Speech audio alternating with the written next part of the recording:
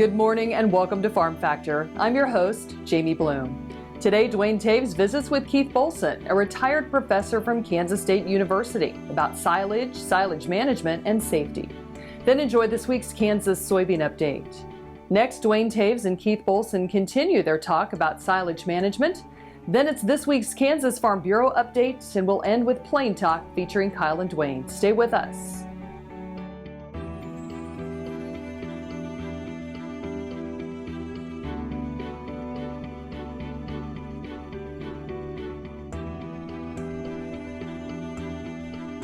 Closed captioning brought to you by Ag Promo Source. Together we grow. Learn more at agpromosource.com. This segment brought to you by Kansas Farm Bureau, the voice of agriculture. To join today or more information, go to kfb.org or find us on Facebook and Twitter. Welcome to Farm Factor. We start off this morning with Duane Toews and Keith Bolsen as they talk about silage management and safety. Duane Toews joining us again here on Ag AM in Kansas, and an opportunity to catch up with Dr. Keith Bolsen. And for those that have been through Kansas State University and learned anything about silage, you probably crossed Keith's path in the last couple of decades with your time at Kansas State. But Dr. Bolsen, I know when we think about silage, there's a particular aspect of the implementation and making that happen that is pretty dear to your heart and really part that you'd like to talk to folks about. That's right. I retired from Kansas State in June of 2003, and my wife Ruthie and I moved to Austin, Texas. And I probably had my hands on more silage in the last 15 years than anyone else on the planet. And I kind of got to practice what I taught about for 32 years at Kansas State University, and that's silage and silage management. And what's become really apparent to us really since before I retired, but I didn't really get the wake-up call, and that's safety in our silage industry today. And it's, I think, our number one problem. We think about the opportunities for something to go wrong. The amount of mechanization in the process really sets us up for some potential hazards if we don't pay attention. That's right, and there's also a human element involved. And, you know, I ran the silage program in the animal science department for 32 years, and we had near misses. We had things go wrong. We had equipment breakdown. We had long hours. We got tired. You know, we got fatigued, we got frustrated, you know, and there's always an opportunity to make a mistake. And sometimes the person that makes a mistake or the misjudgment is not the one that gets hurt, but it's a colleague. Talk a little bit about the specifics of a safety program that you're trying to establish with folks around the country. Well, not only around the country, but the globe. My wife, Ruthie, and I started about a year ago the Keith Bolsen Silage Safety Foundation. It's a 501c3 corporation. We have a 7-person board of directors. We're nonprofit. We're in the business of educating people about silage and silage safety, and we're in the business of supplying educational materials. We do workshops, we do seminars, and we're in the business of trying to save lives and serious accidents in every feed yard, dairy, stocker operation, not just in Kansas and the U.S., but we've gone global with our foundation and our mission. Thanks, Duane. Be sure to come back after these messages for this week's Kansas soybean update. To see this show and past episodes of Ag AM in Kansas, go online to agaminkansas.com. Valley Vet Supply is devoted to providing information and professional quality products at reasonable prices. Valley Vet Supply. Ag Promo Source is a unique group of marketing specialists with one mission: help your ag business grow. Each affiliate has their own area of expertise, and they work together to bring you advice, products, and services. To get started, visit agpromosource.com. Ag Promo Source. Together we grow. Kim Mannering with Hardy Insurance. Today we will talk about employee safety and work comp coverage. On your farm, do you ask your friends to come help? Are they considered employees or neighbors helping neighbors? Did you know that you can be held responsible just as if it's a work comp accident? Give me a call. We can discuss. 316-945-6733. Kansas Farm Bureau, the voice of agriculture, represents grassroots agriculture. The state's largest and most powerful farm organization stands up for its members through leadership development, agriculture education, legal defense, environmental advocacy, farm safety, and risk management. Members also enjoy money-saving benefits. To join our organization today or to learn more, go to www.kfb.org or find us on Facebook and Twitter. This segment is brought to you by the Kansas Soybean Commission. The Soybean Checkoff, progress powered by Kansas farmers. Welcome back to Farm Factor and the Kansas Soybean Update. This is the Kansas Soybean Update. It's brought to you by the Kansas Soybean Commission. The Soybean Checkoff, progress powered by Kansas farmers. Heather Fisher is joining us. She is a first-grade teacher at Manhattan Catholic Schools. And Heather, you recently participated in the Kansas State Summer Soybean Science Institute in Manhattan on the campus of Kansas State University. What were some of the things, and I guess what got you interested in wanting to be a part of the 3-week teaching session in the Summer Soybean Science Institute? Well, I'd seen other teachers' social medias that had shown pictures from past years, and I thought it looked kind of interesting. And honestly, I was not a person who was very passionate about teaching science. I just did it more because I had to. So I thought it'd kind of be a good thing for me to do. Plus, the Soybean Institute offered a stipend, which usually teachers have to pay to learn. And so that this was kind of a respect thing and made it more enticing to do. So I just decided I'd try it. So coming out of the teaching time in the month of June, how do you feel about it now? My students are going to have a much better year in science because I'm excited about science. I've learned so much about not only soybeans and science, but just about how to teach science and how to get kids excited. So it's been a great experience. Was it interesting in the aspect to learn about soybeans, as they put it, from pod to plate and really being hands-on in some of the things that you were able to do during that time? It was. When I went into the class, I pretty much didn't know much at all about soybeans other than they make milk and oils from soybeans. So I've learned so much about all the products they make, and I've seen how they breed the soybeans. I've learned about the parts of the plant and all that farmers go through to try and have a good yield each year.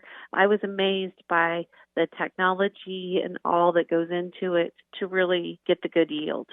You talked about the stipend to help you out during that time, but also monies for classroom supplies too. We got some great classroom supplies. We got an iPod Touch that with a magnifying lens so we can go out and take close pictures of things with kids and show them the detail. We got microscope that hooks to our computer so we can put it up on a board and show them details. Grow light, all kinds of planting supplies. Very generous. The Soybean Commission is very generous. I was really thankful for that.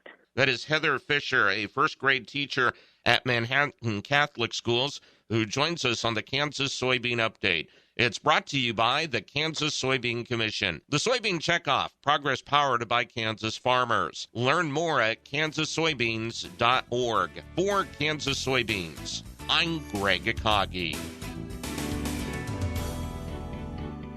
Hope you enjoyed this week's Kansas Soybean Update. Stay with us after the break for more with Duane Toews and Keith Bolsen. What if sustainability were synonymous with U.S. soy? If energy efficiency, water quality, and soil health help define U.S. soy's value, that future is here, the time is now. To meet end-user demands, the Soybean Checkoff is committing to sustainability that's achievable, worthwhile, and enduring. A message from the Kansas Soybean Commission. The Soybean Checkoff. Progress powered by Kansas farmers. Imagine turning soybean oil, used cooking oils, and waste animal fats into fuel so amazing it drives U.S. jobs and our economy forward. Learn more about biodiesel at americasadvancedbiofuel.com. This segment brought to you by SureCrop, Liquid crop nutrition delivered right to your farm. We're back with more about silage management with Duane Toews and Keith Bolsen. Some folks maybe that don't understand the implications. You've got a great deal of a very sharp instrumentation at the beginning of the process. You've got equipment in the packing process in terms of a bunker silo where things can go wrong. And then you've got feed out, and in that whole process of fermentation can cause problems as well. That's exactly right. I tell people silage is 365 days a year. You talked about the fermentation process. We still have issues with nitrogen dioxide gas, and that's being produced those first 2 or 3 days. We kind of group the silage hazards into categories, and we produced a Silage Safety 101 handbook. It's available both in English and Spanish. It's free of charge. We have a Safety Foundation trifold that describes who we are and what we're all about. But in the handbook, we go over in detail guidelines for preventing silage accidents and serious injuries and fatalities. Fatigue, we work long hours. Silage, the actual harvest season, let's say for corn and sorghum here in Kansas is a short harvest window. We bring in contractors, we bring in choppers, we bring in packing contractors.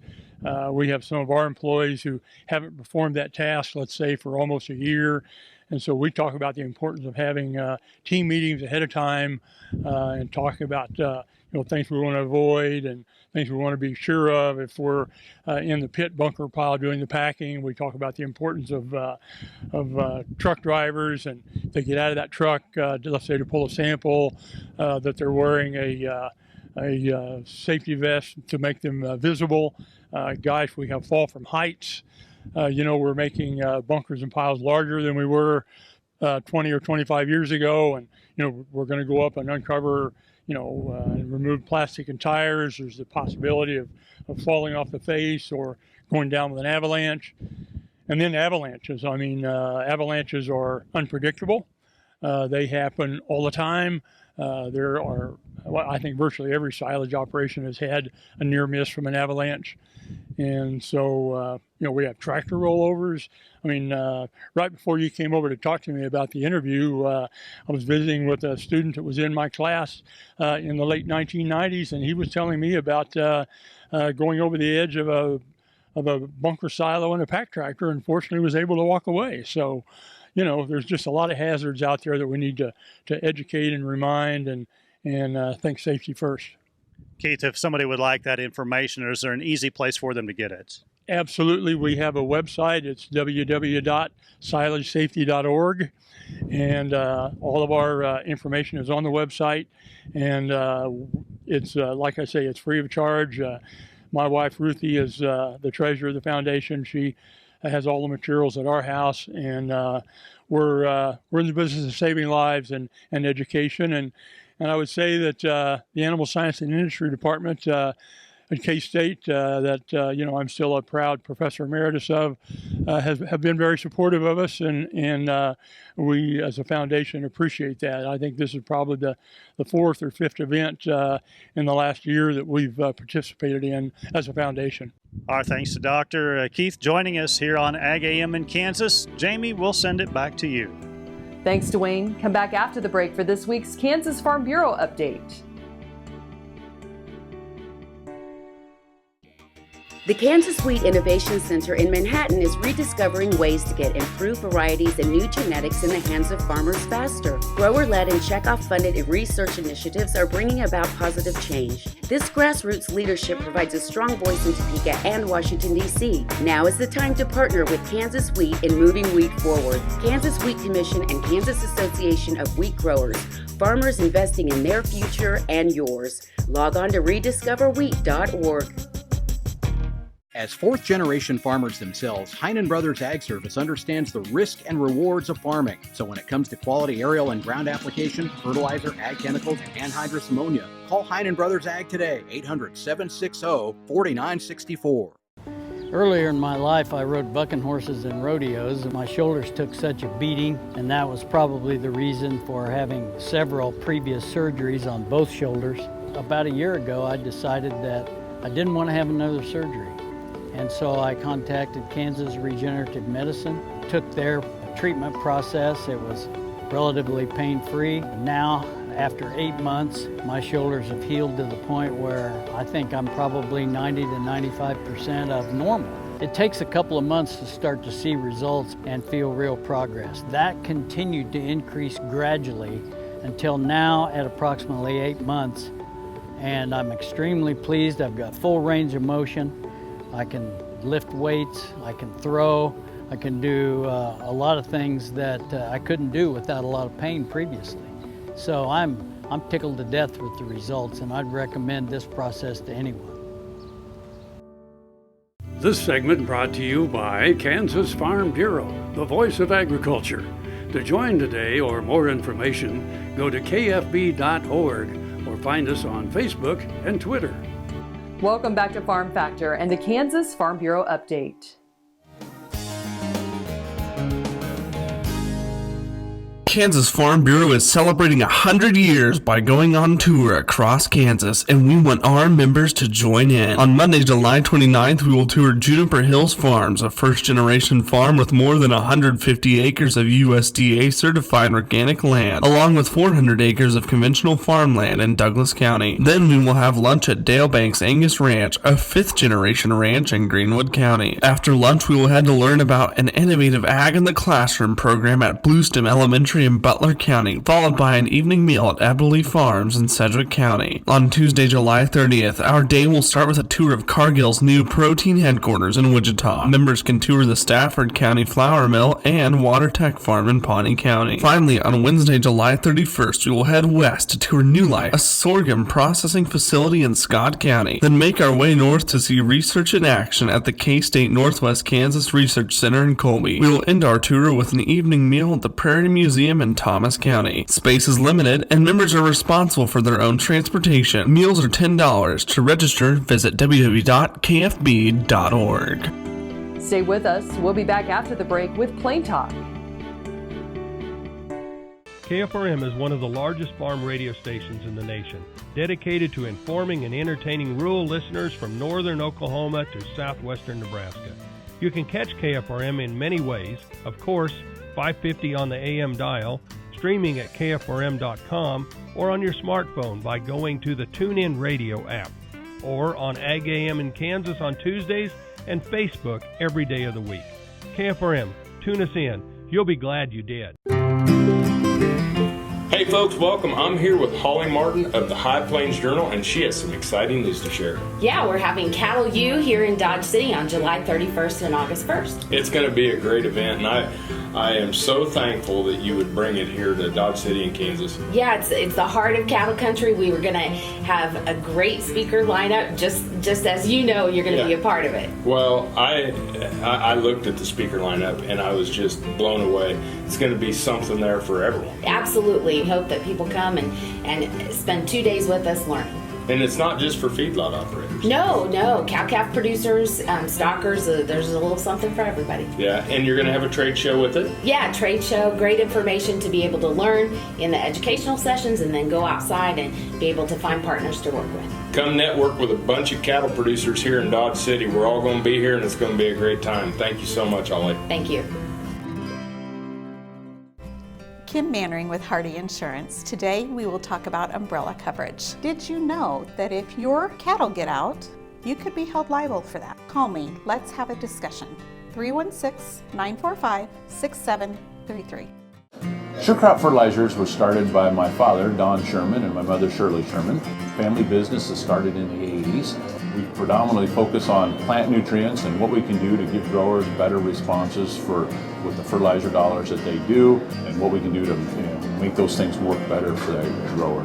We're based out of Seneca, Kansas. We work with growers in their soil analysis to figure out what they need, and then we can put those in a blend that gives them the best results, and so that we can deliver that direct to their farm so that they have those nutrients where they need them, when they need them, and so that they can apply them in a manner that's very efficient to them and works well in their planting systems and what they're doing. Sure Crop Fertilizers has been around for a long time. We always say we're We're big enough to take care of everything you need, but we're small enough to do it quickly. You can get a hold of us at 1-800-635-4743. Our website is surecropfertilizers.com. And you can always email me at corey@surecropfertilizers.com. And with any questions you have, we're glad to answer and work with you. This segment brought to you by Kansas Corn. Learn more at kscorn.com. Welcome back. Now we join Kyle Bauer and Duane Toews for some Plain Talk. Hi, this is Kyle Bauer with Plain Talk with Duane Toews. Kyle Bauer, your fact or fiction question of the day. Onions wrongly blamed for causing... Does your onion have a G in it? Oh, really? Are we going to go down this road? And you have onion. Well, I just want to make sure they're the same thing because you are pretty picky on your fact or fiction sometimes. You're pretty picky on my pronunciation. Am I going to answer for onion or onion? Onion. Onion, there we go. Onion wrongly blamed for causing outbreaks of leprosy in 17th century Europe. Fact or fiction? No, I think it was considered it's a fiction. It was considered a way to fix it.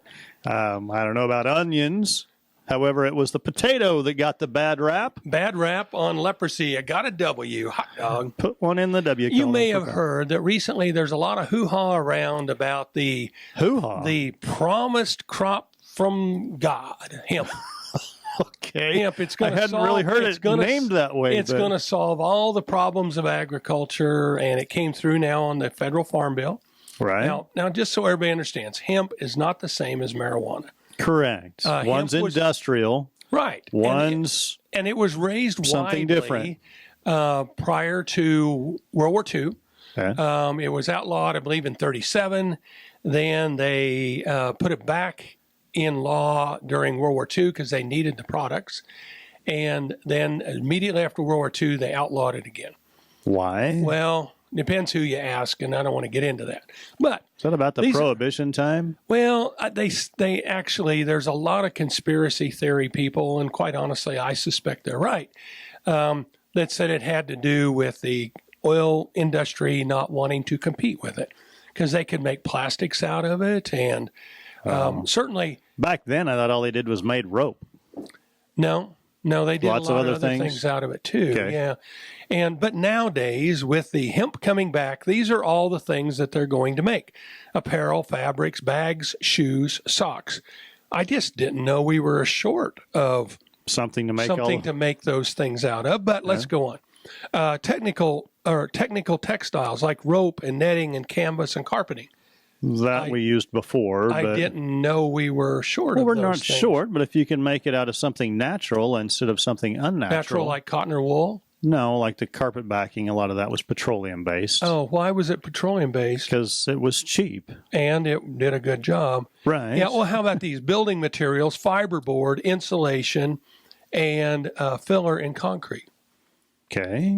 Well, it seems like we have those things. We have stuff. We have those things sand. right now. Filler and concrete would be sand. Well, I think sometimes they put in fiberglass also to add strength to it. And I'm suspecting that's maybe where industrial products, though, like bedding and mulch and boiler fuel and absorbent.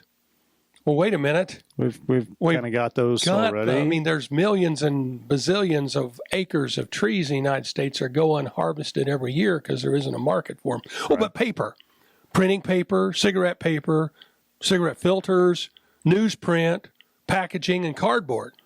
All of which currently is being made out of pulp. Yeah. Wood. And we already have an industry in place to do that seems to deliver that fairly well. Oh, but wait, in foods, breads, you gotta wait so long. Breads, granola, ice cream, milk, cereals, protein powder. Right. So it appears it's going to come in direct competition with all the other things that are already out there produced by farmers. Right. So, but it gives them a new cash crop. A new one that will have to have an infrastructure, will have to have its own technology, its own harvesting equipment, and I don't know. I just think you don't sound like you're buying in on this new industrial revolution. I think that it's a solution going in search of a problem. Thanks for joining us. I'm your host, Jamie Bloom, and I hope you enjoyed today's show. See you next week on Farm Factor. Closed caption captioning brought to you by Ag Promo Source. Together we grow. Learn more at agpromosource.com.